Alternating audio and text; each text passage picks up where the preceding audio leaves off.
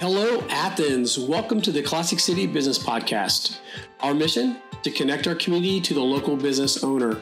If you love Athens and love supporting the people behind our businesses, then you're in the right place. We get to know the people behind the sign. Some are legends, others are on their way. You're listening to the Classic City Business Podcast with your friend, your host, all-around great guy, and owner of Generations Commercial Cleaning, John Gluck. So get ready, buckle up, hang on, here we go. Hey everybody, welcome to the Classic City Business Podcast. I'm your host, John G. And today, we're connecting our community to the people behind the sign at JH3 Enterprises. And I'm Joe HInes, the owner of JH3 Enterprises. Yeah, so Joe and I, full disclosure, we go back a little over a decade. We became section neighbors at the UGA game, section 128. A little shout out to that section, the best section in the entire stadium. I just want to call that out right now. And we got to connect this past Saturday as Georgia throttled Kentucky. This is where you can throw out a go Dogs if you want, man. This is Go Dogs. I'm a big dog fan, I know. So, right. And listen, tell us a little bit about what you are doing with this business. And actually, I'm going to get you to go back one step and talk about the Hot Rod shop. Okay. So this is something we haven't that done on this podcast yet. So this is going to be fun stuff. You guys ready? Here we go. Well, I had most of my career had been spent in financial services and automotive, sort of a mix. I'd get tired of one, go back to the other. Finance and Hot Rods. Yeah. I was actually a licensed financial advisor until I turned 40. My 40th birthday present to myself was getting out of the industry and started a hot rod shop, something I'd always wanted to do. And it was quite a journey. I didn't know that part of the story. I didn't know that you were in finance. Yeah. I just figured you were a gearhead. I've always been a gearhead, and I've gone back and forth. My first job out of UGA was with a now defunct brokerage firm called Oldie Discount. Yeah. And I don't know if you remember them. They were one of the original discount brokers. I mean, Schwab was the bigger name, but Oldie had 7 locations around the Atlanta area, a pretty big presence. And I hate to say, if you've ever seen movies like Boiler Room or The Wolf of Wall Street, I think a lot of it came directly from Oldie employees because it looked really, really familiar. Wow. So we'll skip that and jump right to the hot rod stuff then, because that sounds like a movie in the making, although they've already done it, I guess. But right.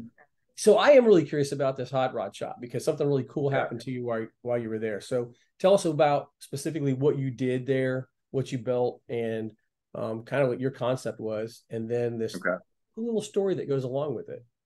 All right. The shop was called Bulldog Muscle Cars for obvious reasons.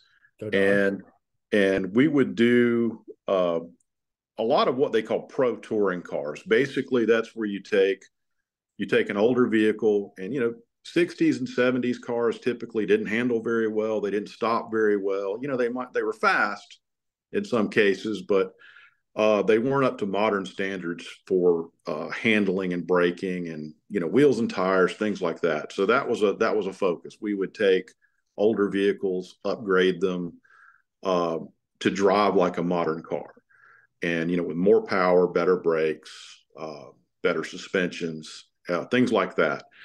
And one of the projects we got it was actually fairly early on. I think I'd been in business for about a year.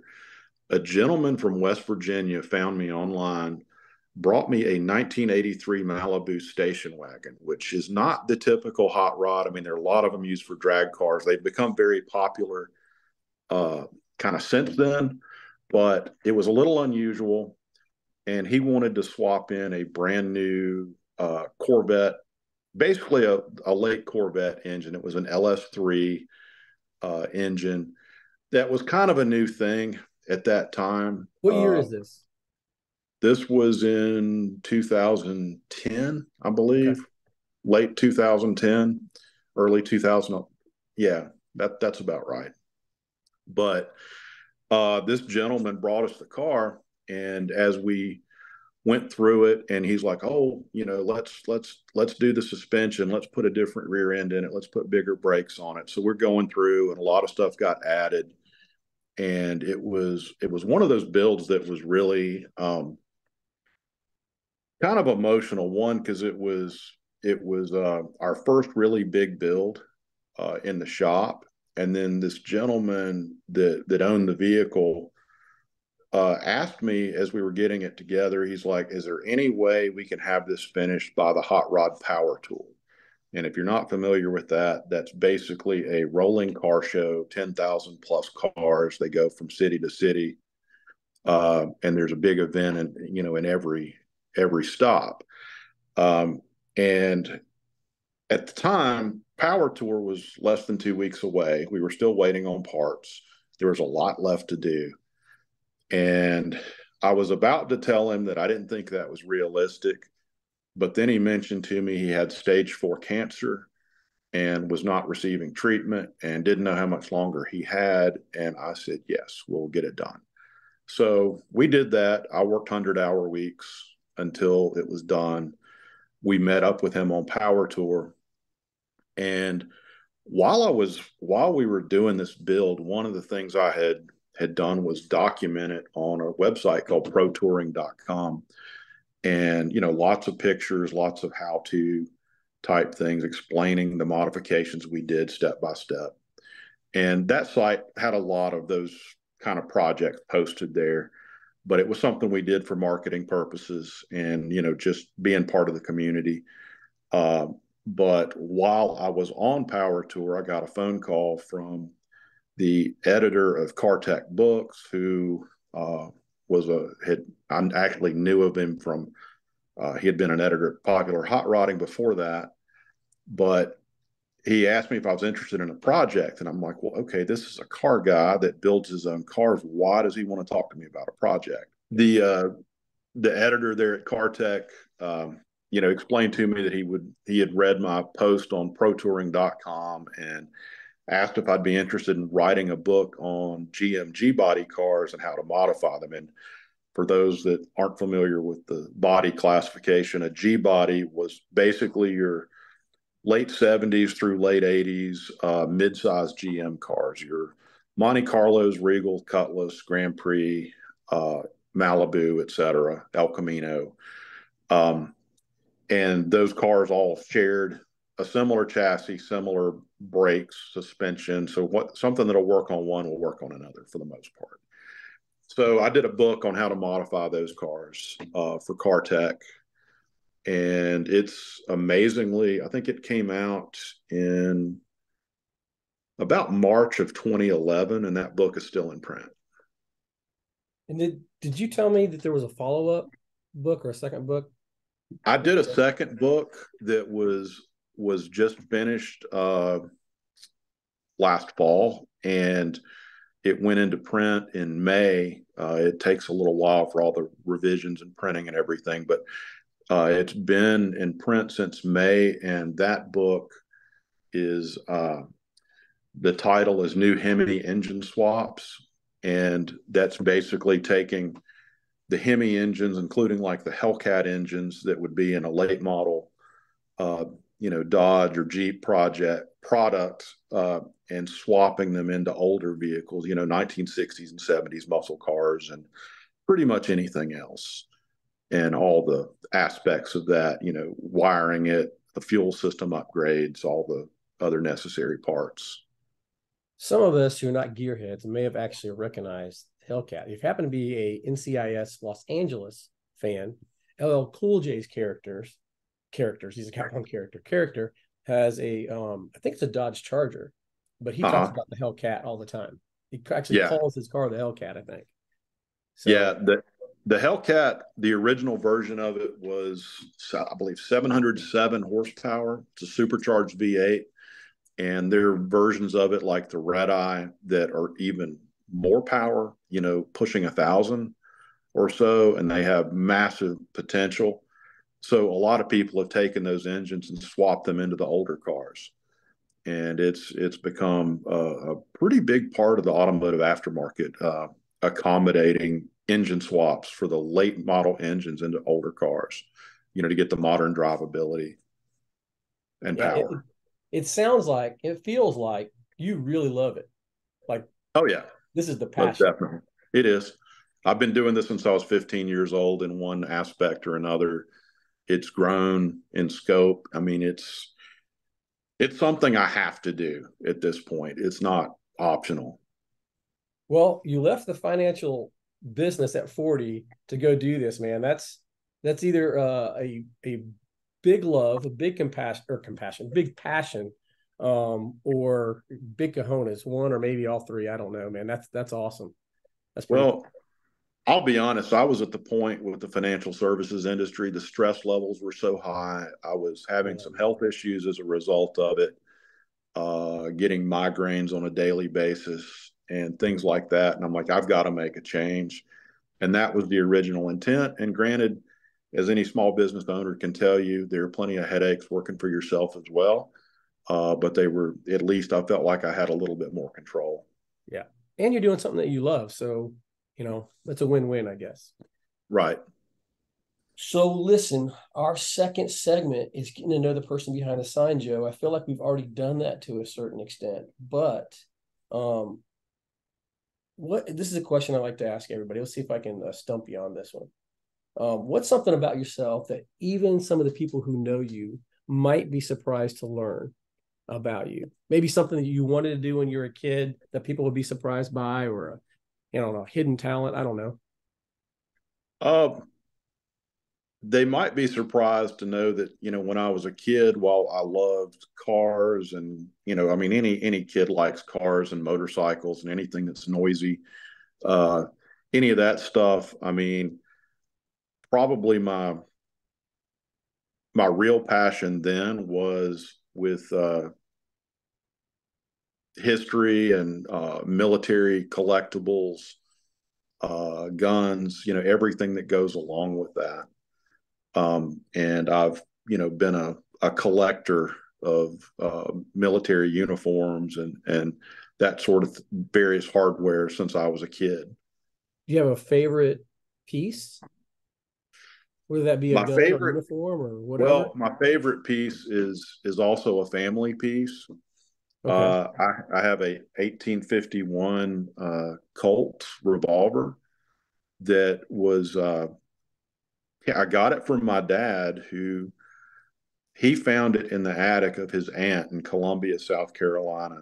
It had been put away since the war, in its original box, all the original hardware to go with it, powder flask and bullet mold and all of that. And I still have it, and it's the most permanent part of my collection.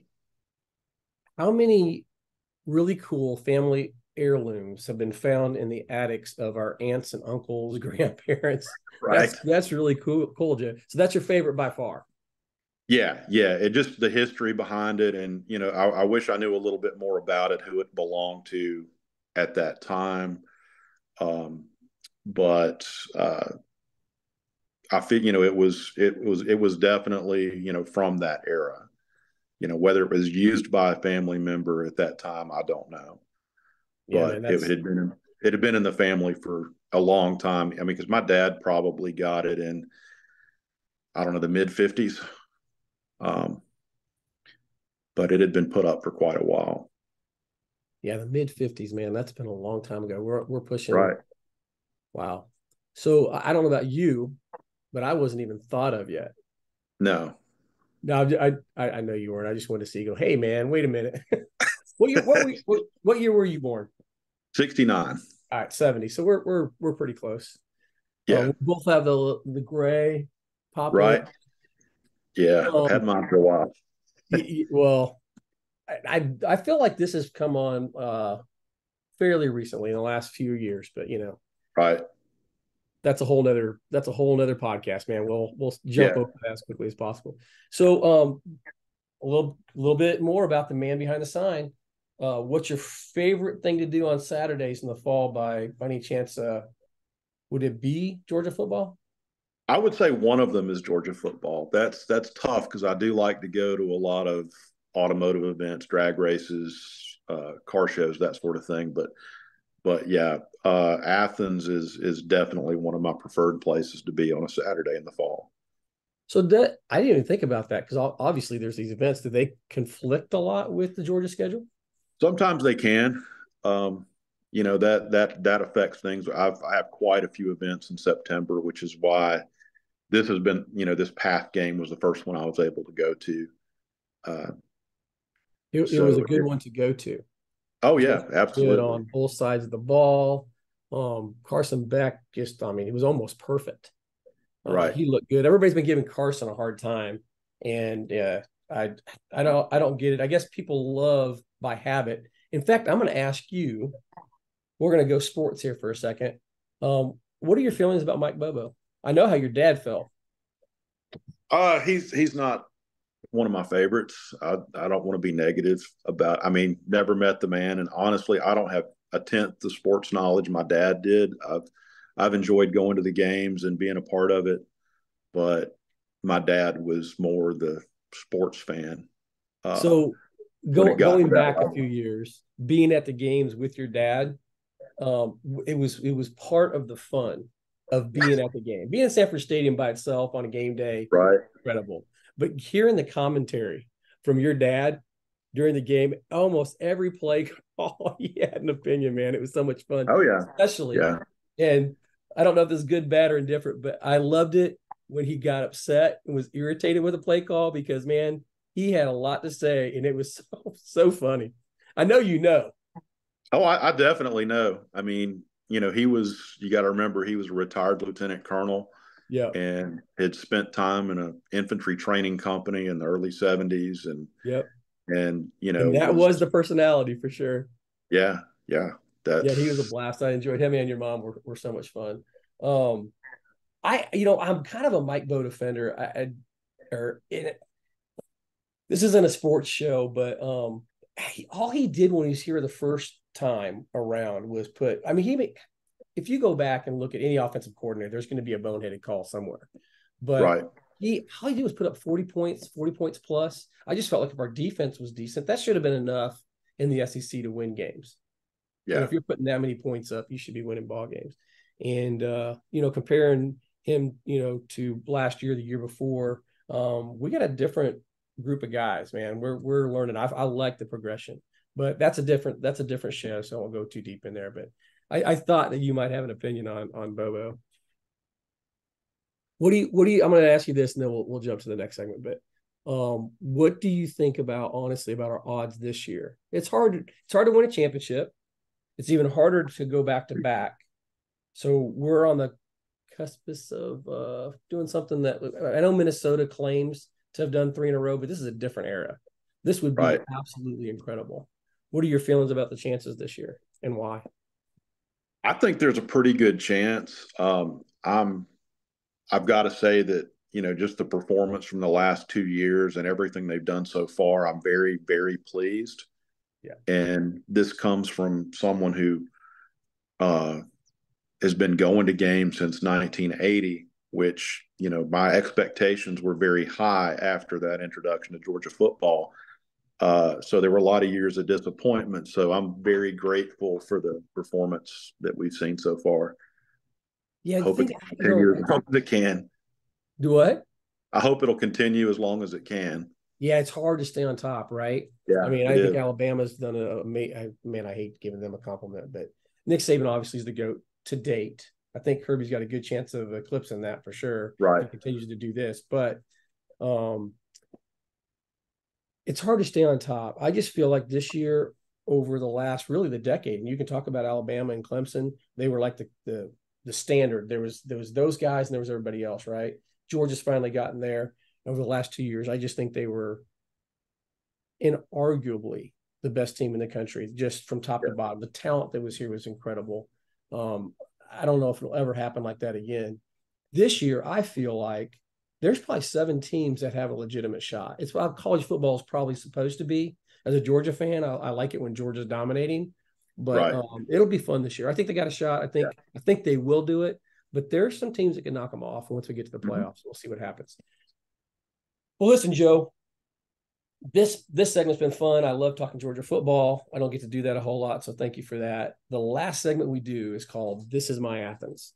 I love this for many reasons, but sometimes I get to learn new things about Athens, new places, little holes in the wall that people know about. I know that you have pretty intimate knowledge of Athens going back to when you went to school here. Yeah. What's your favorite thing about Athens? I would say, Athens, granted, Athens has changed so much since I first came there. My family almost moved to Athens Really? because we moved to Georgia in 1980, and we looked at a house on like antebellum style house, Boulevard, right behind Prince Avenue, that area.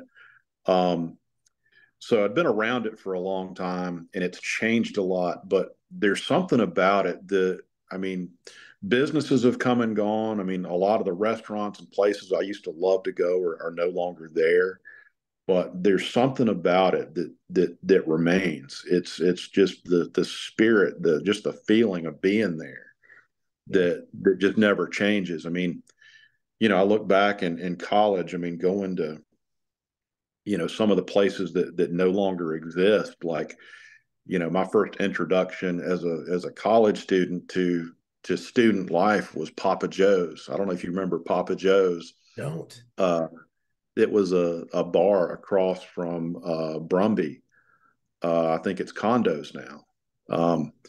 And some of the restaurants, good friend of mine ran a restaurant, Springhouse Barbecue.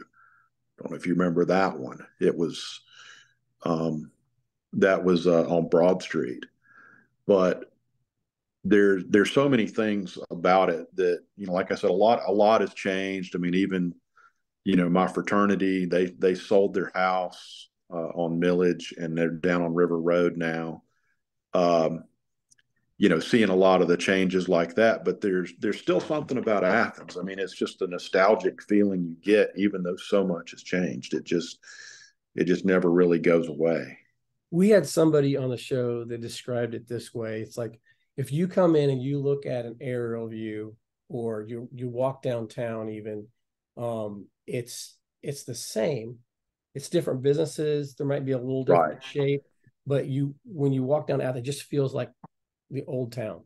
And I love the description of, there's such a diversity in the city. When I say that, I don't mean people. I mean the areas, like whether you're downtown, in normal town, in the bottle district, where there's 5 Points. There's just so many cool things about Athens to love.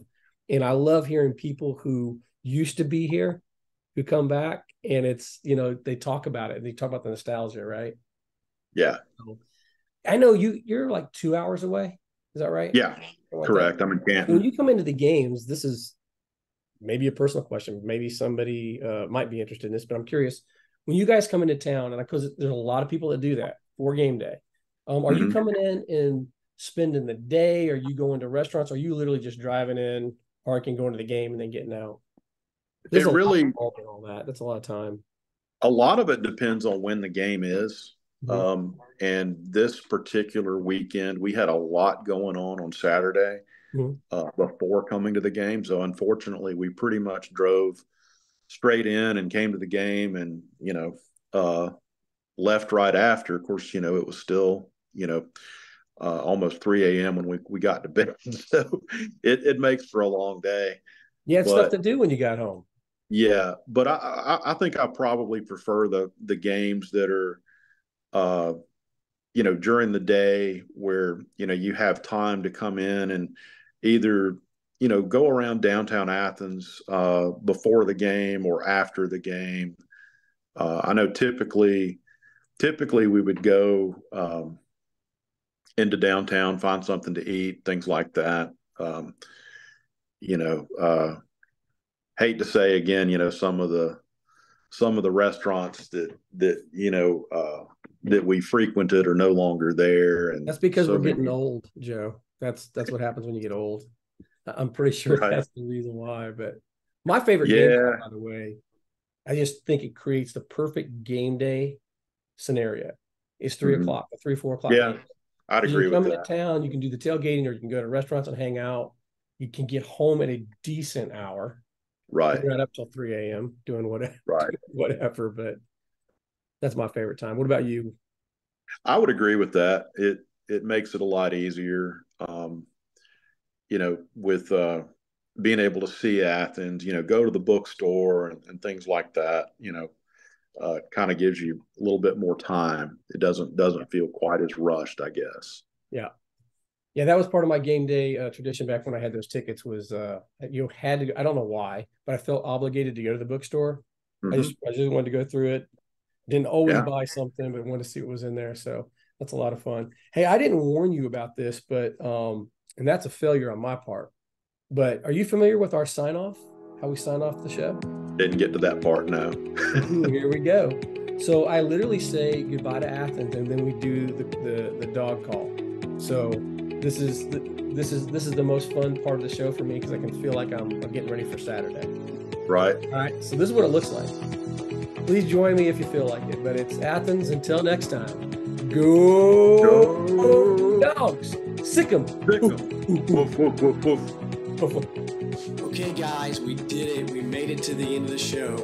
Now that you've heard at least one episode, can you do me a favor? If you know someone you would like to hear on a future episode, you can contact us or have them contact us at podcastjohng@gmail.com or just message us on our social media platforms or on Instagram, Facebook. Just search the Classic City Business Podcast. You'll find us. One more thing. Please like, rate, review, and share. All of this really helps a lot. We really do want to connect our community to the local business owner. We believe this is a great platform to do just that. And thank you for taking this ride with us as we get to know the people behind the sign. It's going to be a lot of fun. In Athens, until next time, I'm John G. and go Dogs.